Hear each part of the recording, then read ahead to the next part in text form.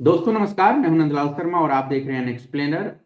रामदेव का एक बयान काफी वायरल हो रहा है। आप आस्था लाइव चैनल का कार्यक्रम था, उस पे जो वीडियो आया है उसमें वो लाइव प्रोग्राम में जो है खुद को ब्राह्मण बता रहे हैं। कह रहे हैं कि मैं अग्निहोत्री ब्राह्मण हूँ, मैं चतुर्वेदी त्रिवेदी द्विवेदी सब हूँ, वेदी हूँ और मैं ब्राह्मण, मेरा गोत्र ब्रह्म है। और उसके बाद उन्होंने जो अगली लाइन कही वो उन्होंने इसी में कहा कि लोग कहते हैं कि बाबा जी आप तो ओबीसी हो, तो उन्होंने कहा कि ओबीसी की ऐसी की तैसी।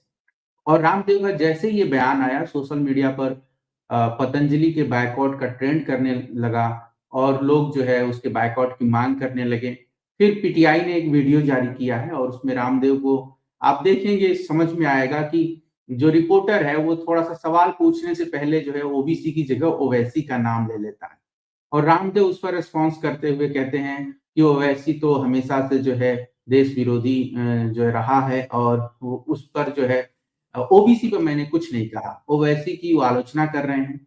इसी मुद्दे पर हम बात करने के लिए जो है अभी इस वीडियो को पर बात करने के लिए हमारे साथ अरुणेश यादव जी हैं। कांग्रेस पार्टी से जुड़े हुए हैं, स्पोक्सपर्सन हैं, ओबीसी की राजनीति, यूपी, बिहार, मध्य प्रदेश की राजनीति में सक्रिय रहे हैं और ओबीसी के मुद्दों पर मुखर रहे हैं सोशल मीडिया पर और तमाम अन्य मंचों पर और राजनीतिक रूप से तो वो सक्रिय ही हैं। तो हम यही समझने की कोशिश करेंगे कि रामदेव के बयान को लेकर के जो बैकवर्ड चल रहा है, जो समाज के लोग, जो माध्यम है, उस पे जो लिख रहे हैं, जो बात कर रहे हैं, तो इसको किस तरीके से लिया जाए, रामदेव ने ऐसा क्यों कहा, खुद को ब्राह्मण क्यों बताया और बाकी सारे जो पहलू हैं, इसको समझने की कोशिश करेंगे। अरुणेश जी स्वागत है आपका और मैं जो है आपसे यही कहूँगा कि हमारी बातचीत है तो बहुत शुक्रिया। पहली बातचीत है और बहुत शुक्रिया कि आपने जी, समय बिल्कुल। दिया। मैं ये समझने की कोशिश कर रहा हूँ कि रामदेव ने अपने आप को ब्राह्मण तो बताया, ये उनका निजी विचार हो सकता है, लेकिन उन्होंने ये क्यों कह दिया कि ओबीसी की ऐसी की तैसी?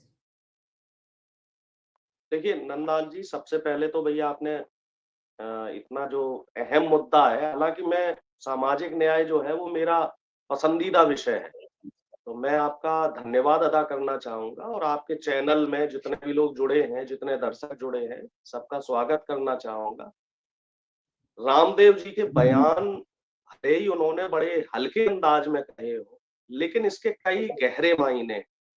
पहला तो हुँ, ये है कि खुद यादव जाति या पिछड़ी जाति के होने के बावजूद खुद को पिछड़ा न मानना और खुद को ब्राह्मण मानना, तो वो कहीं न हुँ, कहीं ये बताता है कि आपके अंदर सत्ता का अहंकार आ गया है, आप हुँ, सत्ताधारी दल के नज़दीक हैं और इस तरह के जो विवादित बयान हैं, वो बाबा जी जानबूझ के भी देते हैं, ताकि हुँ, सुर्खियों में बने रहें, ताकि लोग उन्हें भूलें नहीं। इससे पहले भी बाबा जी ने एक बयान दिया था, सोनीपत की घटना है वो।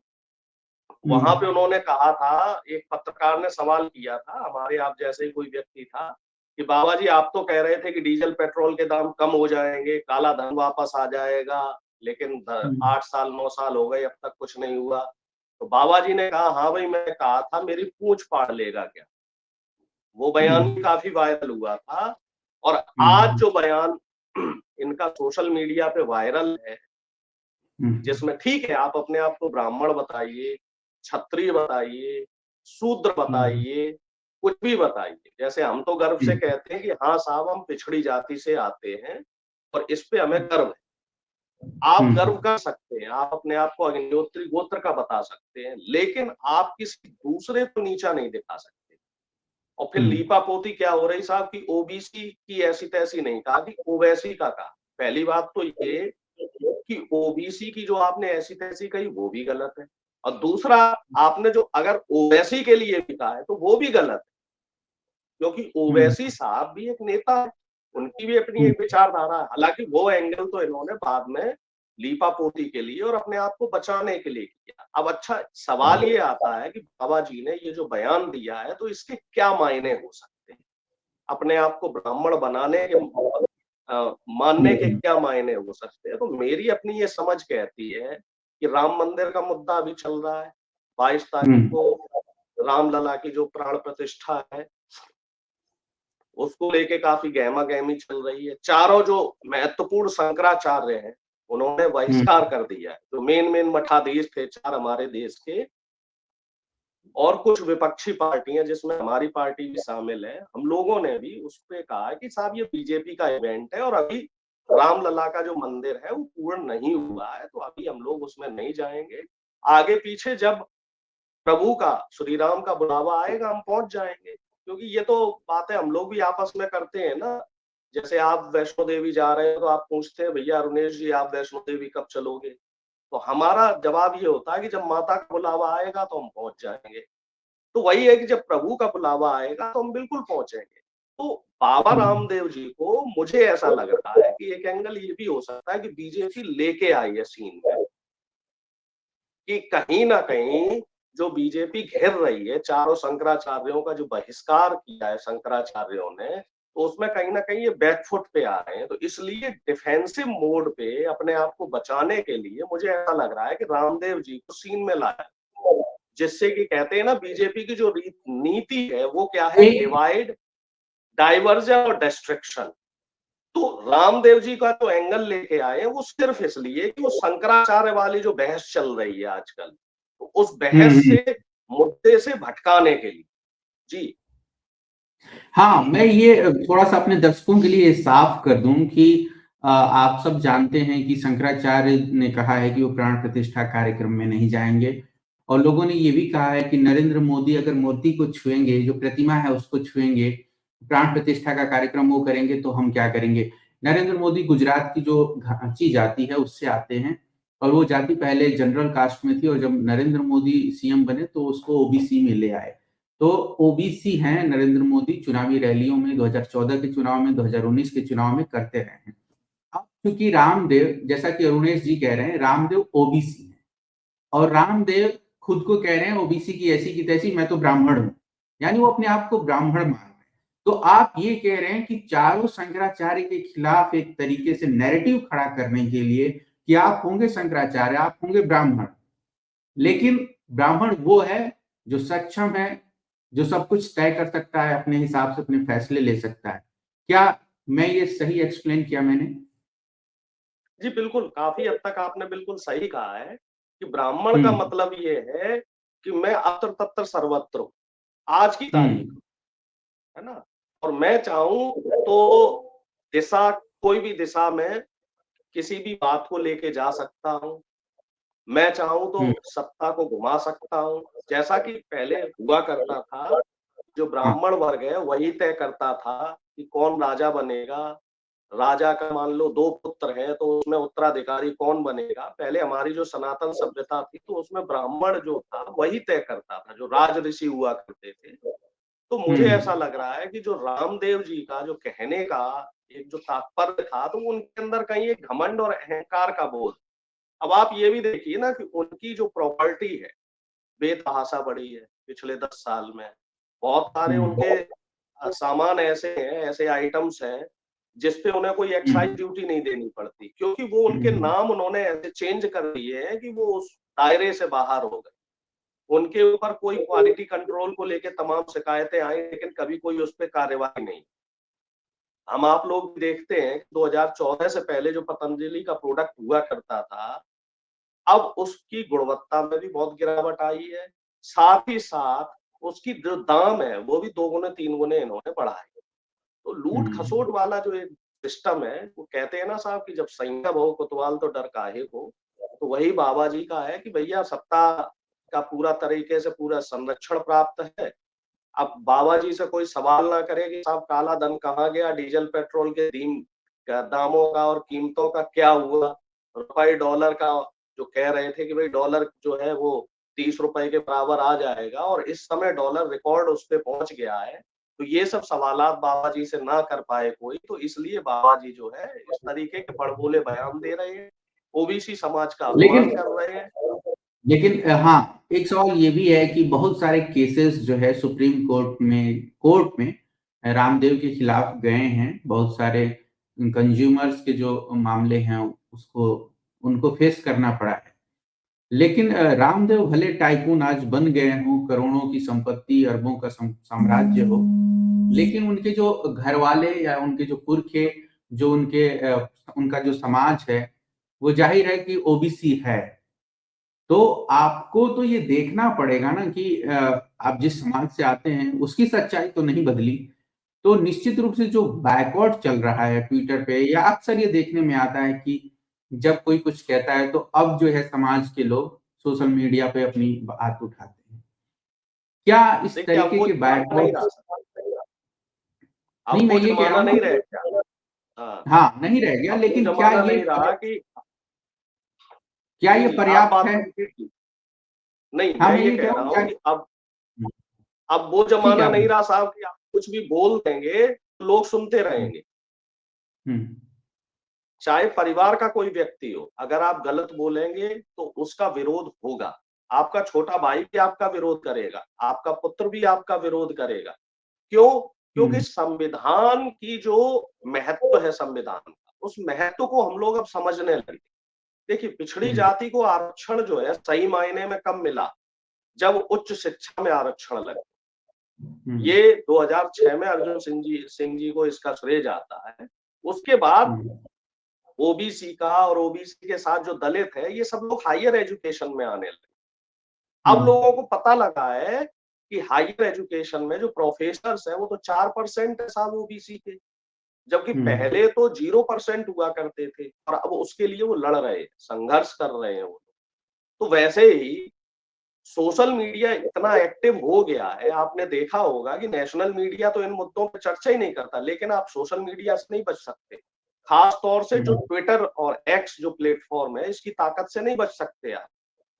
हुँ, नेशनल मीडिया पे वो मुद्दा चाहे 4 घंटे बाद आए या ना आए, लेकिन हुँ, एक्स और जो ट्विटर प्लेटफ़ॉर्म है, इस पे मुद्दा तुरंत आता है, तुरंत उस पे बॉयकॉट शुरू होता है और तुरंत उस पे कार्रवाई भी होती है। आप जो ये कहना चाह रहे थे कि क्या सोशल मीडिया पे बॉयकॉट करना ही सफिशिएंट है, तो मैं उसके लिए हुँ, आपको तमाम उदाहरण बताना चाह रहा हूँ। आपको याद होगा, देवरिया में जो प्रेम यादव की हत्या हुई थी, बिल्कुल, तो हुँ, वो उसमें जो सरकार की हुँ, तानाशाही और बदमाशी चल रही थी, वो ट्विटर और एक्स का ही जो है ताकत है, हुँ, जो सत्ताधारी दल को बैकफुट पे आना पड़ा और पूरा देश जान गया कि भई प्रेम यादव के साथ वाक़ई गलत हुआ।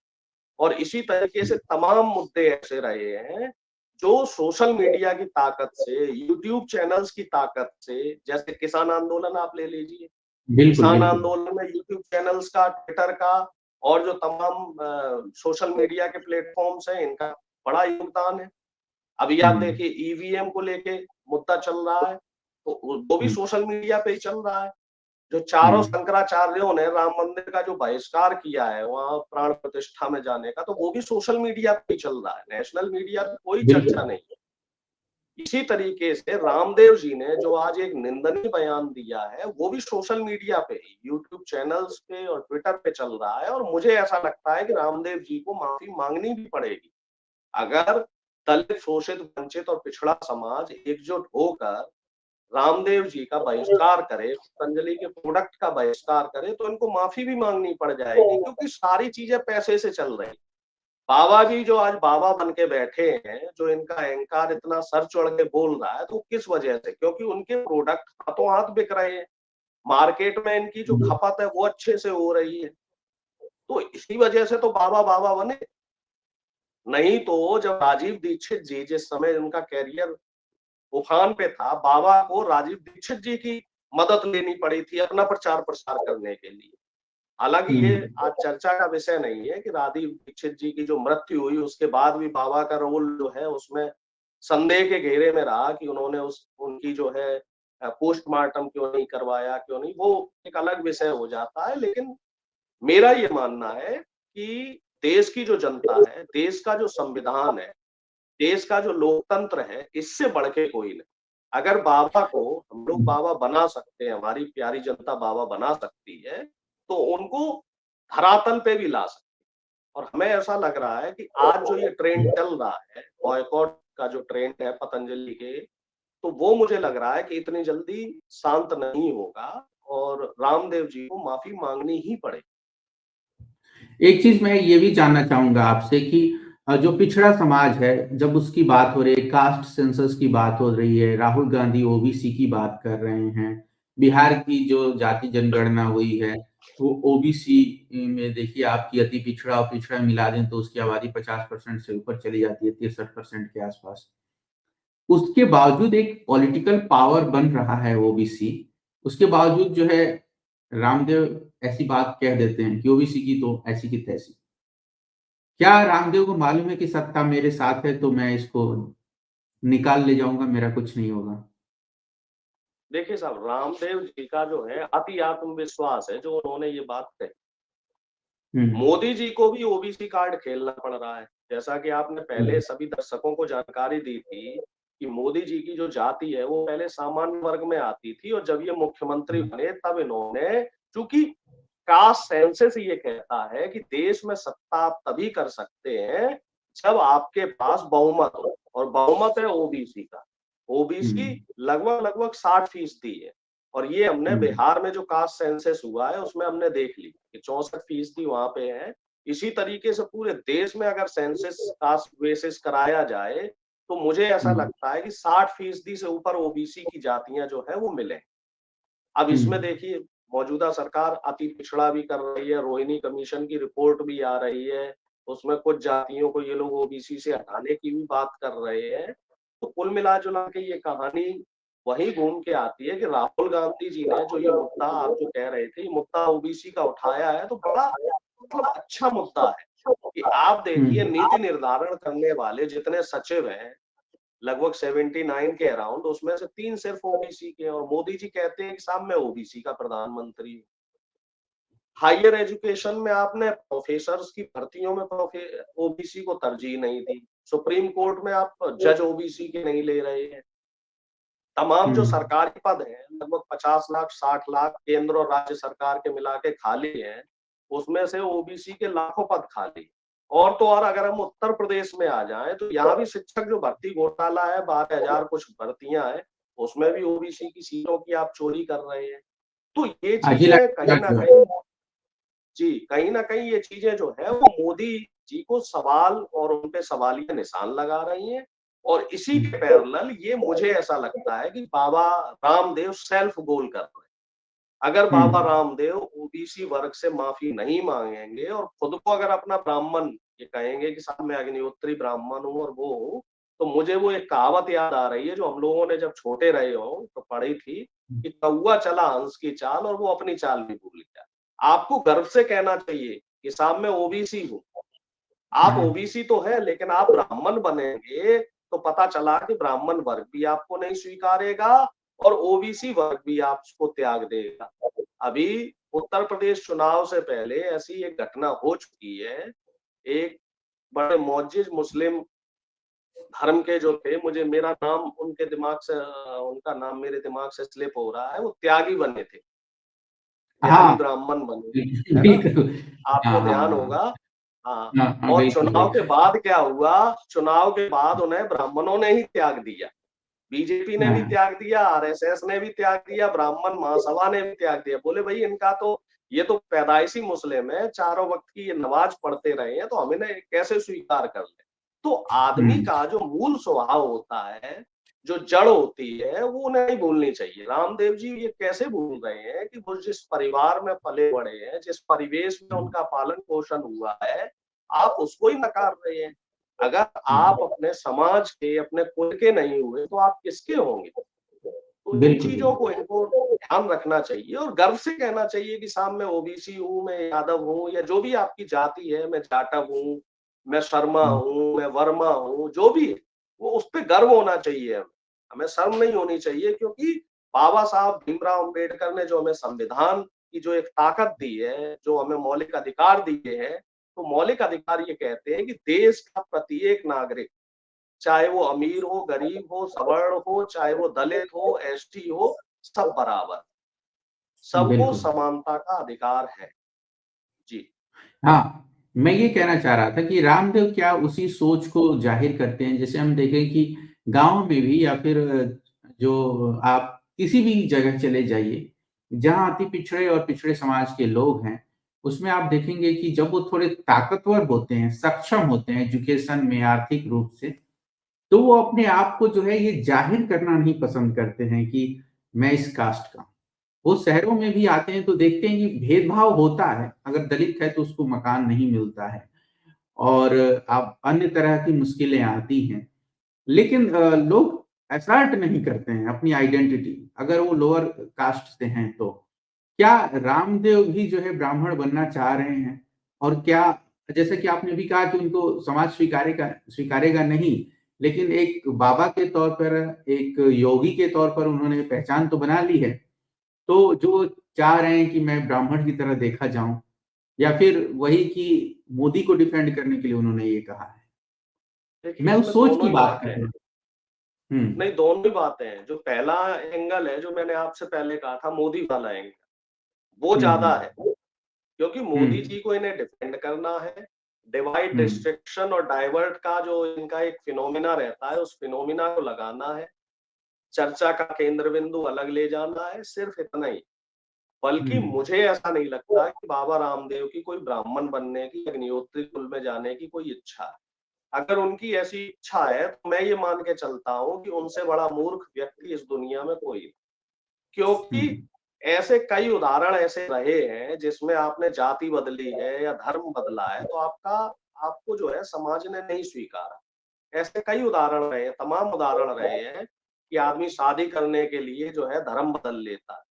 चंद्रमोहन थे, डिप्टी सीएम हुआ करते थे हरियाणा के, बिल्कुल, चांद बिल्कुल। मोहम्मद बने और आज की तारीख में चांद मोहम्मद, चंद्रमोहन का नाम लेने वाला पूरे हरियाणा में कोई नहीं है। तमाम उदाहरण हैं, इस तरह के तमाम सैकड़ों उदाहरण आपको मिल जाएँगे। तो वसीम बाबा रिजवी, जी मैं नहीं समझता हूँ। जो नाम आप याद कर रहे थे, वसीम रिजवी। वसीम रिजवी साहब, हाँ जी, हाँ, बिहारी जी बने थे वो। और अब देख लो वो क्या कहते हैं ना, खुदा ही मिला ना मिसाले सनम, ना उधर के रहे ना इधर के रहे। वो मुस्लिम समाज से भी गए और हिंदुओं ने उन्हें अपनाया नहीं। तो हुँ, आपका जो मूल है, तो मैं ये मान के चलता हूँ बाबा जी अगर ऐसा कर रहे हैं तो वो सेल्फ गोल कर रहे हैं, अपने पैर पे हुँ, कुल्हाड़ी मार रहे हैं। और हाँ, अगर वो ऐसा जानबूझ के कर रहे हैं मोदी जी को बचाने के लिए, तो ये एक चुनावी स्टंट हो सकता है। क्योंकि चुनाव का माहौल बन रहा है और आज मोदी जी ने हुँ। कह भी दिया है कि 11 दिन जो है वो प्राण प्रतिष्ठा के लिए 11 दिन आपको कार्यक्रम करने हैं। वो शायद कल एक जगह बैठक में कहीं उन्होंने बोला है कि 11 दिन लेकिन उत्सव मनाओ। जिस एंगल से अरुणेश जी आप बात कर रहे हैं कि मोदी को डिफेंड करने के लिए, तो जो शंकराचार्य कह रहे हैं कि बार-बार नरेंद्र मोदी जो है, धार्मिक विधि-विधान जो है, कर्मकांड जो है, उसका जो विधान है, वैदिक विधान है, उसका उल्लंघन कर रहे हैं। अब आप देखिए उन्होंने जो है 14 तारीख को मकर संक्रांति है, उससे पहले ही उन्होंने 11 दिन का अनुष्ठान शुरू कर दिया। और शंकराचार्य भी कह रहे हैं कि जो है मंदिर का निर्माण पूरा नहीं हुआ है, तो प्राण प्रतिष्ठा का कार्यक्रम नहीं हो सकता। ये जो है नियमों के खिलाफ है, धार्मिक नियमों के खिलाफ है। और जब हम खरमास चलता है, मलमास, खरमास जो भी है, तो उसमें हम करते नहीं हैं ये, आप अनुष्ठान नहीं करते। तो मोदी जी लगातार शंकराचार्य, चारों शंकराचार्य को जो है चैलेंज कर रहे हैं। धर्म की सत्ता देखिए वाक़ई साहब, में हिल रही है। मोदी जी तो इस समय भगवान को भी चैलेंज कर देंगे, क्योंकि एन केन प्रकारेण इन्हें सिर्फ सत्ता चाहिए साहब। आपको हुँ, भी याद होगा, अटल बिहारी वाजपेयी जी मरणासन थे, लेकिन 15 अगस्त के बाद उनको मृत घोषित किया गया। अगर उनको हुँ, पहले मत घोषित कर दिया जाता वाजपेयी जी को, हालांकि मेरे इस बयान पे कई आरएसएस और बीजेपी के लोग जो है नाराज भी होंगे और ट्रोल भी कर सकते हैं, लेकिन मुझे फर्क नहीं हुँ, पड़ता। जो सच्चाई है वो सच्चाई है।